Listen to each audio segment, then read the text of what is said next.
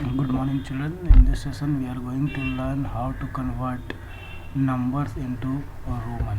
Numbers को numeric number को हम रोमन नंबर में कैसे कन्वर्ट करेंगे, that's we have to learn in this session.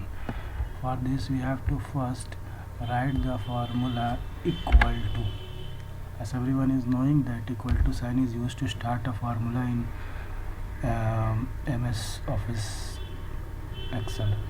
So first write equal to, then write Roman,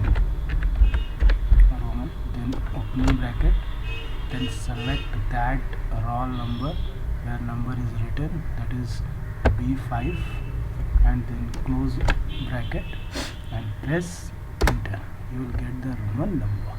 Now simply drag it to the bottom तक drag कर लीजिए. You will get all the Roman numbers.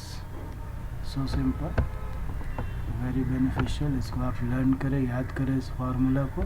Formula यहाँ पे आपको दिख रहा है children. You can see the formula. Thank you.